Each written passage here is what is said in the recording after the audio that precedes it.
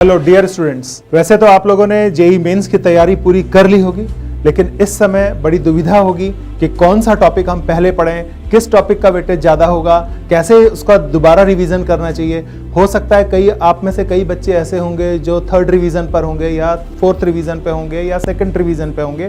तब इस समय मन में ये बहुत बार आता है कि कौन सा टॉपिक हम पहले पढ़ें, कौन सा टॉपिक बाद में पढ़ें, किसकी प्रायोरिटी कितनी होगी। तो यहाँ पर एक डिटेल डेटा लेके मैं आपके सामने आया हूँ और आप इसको देखिए और किस तरह से आपको तैयारी करनी है, किस टॉपिक को कितना वेटेज देना है, ये यहाँ पे देखते हैं। तो कौन से टॉपिक का वेटेज कितना होगा, कैसे रिवीजन करें। तो सबसे पहला टॉपिक पीरियोडिक टेबल और केमिकल बॉन्डिंग है। आप इसको बिल्कुल इग्नोर मत करना, बिल्कुल पढ़ के जाना। पीरियोडिक टेबल आपको याद है, आपको पता है, पीरियोडिक प्रॉपर्टीज आपको पता है, केमिकल बॉन्डिंग पढ़िए, केमिकल बॉन्डिंग के हर टॉपिक को बहुत अच्छी तरह से पढ़िए।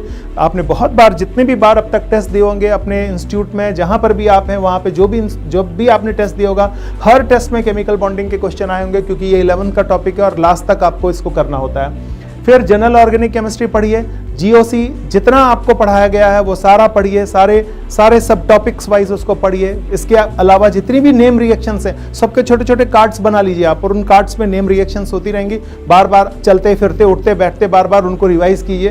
तो आपका जीओसी और नेम रिएक्शन, जितनी भी नेम रिएक्शंस हैं वो सब आपको करना है। फिर अगला है कोऑर्डिनेशन कंपाउंड्स। कोऑर्डिनेशन कंपाउंड्स आप बहुत अच्छी तरह से पढ़िए, क्योंकि ये भी एक कंसेप्चुअल टॉपिक है। जैसा केमिकल बॉन्डिंग है वैसा ही कंसेप्चुअल टॉपिक ये भी है आपका, और इसमें भी आप कॉन्सेप्ट्स के साथ आगे बढ़ते हैं। इसमें भी रटने वाली चीज़ें कम हैं, लेकिन कॉन्सेप्ट्स बहुत ज़्यादा हैं। अच्छी तरह से पढ़िएगा इसको, इसका वेटेज भी बहुत ज़्यादा होता है। फिर बायोमोलिक्यूल्स है, वो सिर्फ रटने वाला टॉपिक है। उसमें आपके एज इट इज़ क्वेश्चन उठ के आते हैं एनसीईआरटी से। एनसीईआरटी उसके लिए बहुत इंपॉर्टेंट है। एनसीईआरटी से इधर उधर कुछ नहीं पूछा जाता। एक बार रिवाइज कीजिएगा, 2 बार रिवाइज करिएगा। पढ़ने के बाद हमेशा किताब बंद करेंगे तो आपको ये लगेगा कि आपको कुछ नहीं आता है, लेकिन वो चीज़ें आपके दिमाग में बैठती रहेंगी। वक्त आने पर जब 4 ऑप्शन मिलेंगे तो आप सही ऑप्शन चुन पाएंगे। ये भरोसा कम मत कीजिएगा कि हमको नहीं आ रहा है, वो चीज़ें आपके अंदर इनकलकेट होती रहेंगी, बैठती रहेंगी। पी ब्लॉक एलिमेंट्स में सिर्फ आपको पीरियोडिक प्रॉपर्टीज ही पढ़नी है कि ऊपर से नीचे आने पर एटॉमिक रेडियस का क्या हो रहा है, आयनाइजेशन एनर्जी का क्या हो रहा है, इलेक्ट्रॉन एफिनिटी का क्या हो रहा है, इलेक्ट्रोनेगेटिविटी का क्या हो रहा है, डेंसिटी का क्या हो रहा है, मेल्टिंग पॉइंट का क्या हो रहा है। इसमें केमिकल रिएक्शंस पढ़ने की आपको कोई इसमें ज़रूरत नहीं है, क्योंकि मेंस के लिए है ही नहीं।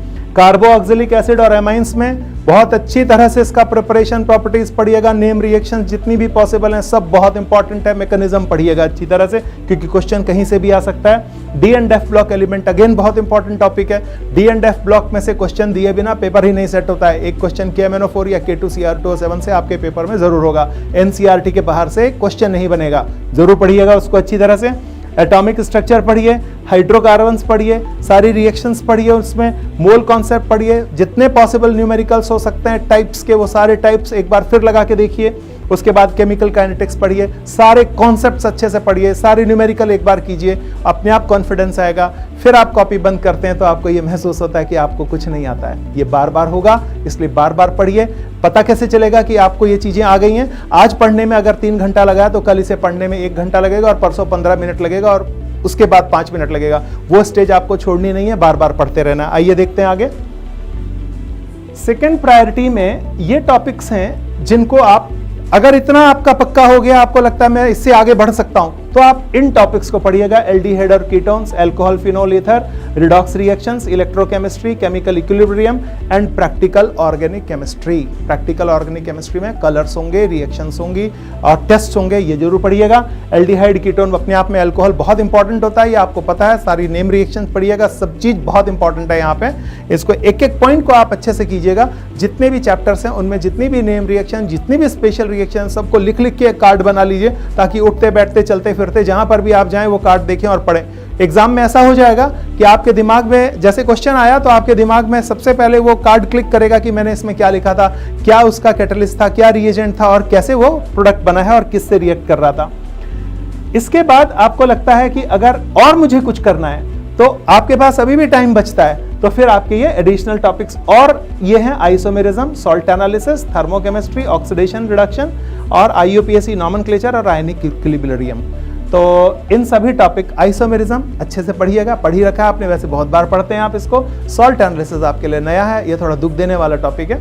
अगर आपने बहुत बार पढ़ रखा है तो बहुत अच्छी बात है, नहीं पढ़ रखा है तो भी पढ़िए। इसमें कलर बहुत इंपॉर्टेंट है। अगर आपको लगता है कि वो पिछले टॉपिक आपके पूरे तैयार हो गए तो इस पर आप जरूर ध्यान दीजिएगा। ऐसा ही थर्मोकेमिस्ट्री में सारे कॉन्सेप्ट्स पढ़िए और सारे न्यूमेरिकल्स कीजिए इसके। ऑक्सीडेशन रिडक्शन एक बहुत ही कॉन्सेप्चुअल है, इससे सारे कॉन्सेप्ट्स आपको आते हैं। मेरे को नहीं लगता कि इसमें आपको दोबारा रिवाइज करना पड़ेगा।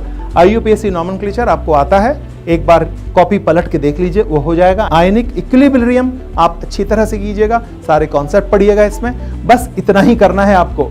बार बार आपको ये लगेगा मुझे नहीं आता है, लेकिन बार बार आप कॉपी बंद करके जब आप दोबारा पढ़ोगे तो उसको कम टाइम लगेगा। हेंस प्रूव्ड कि वो चीजें आपको आती हैं।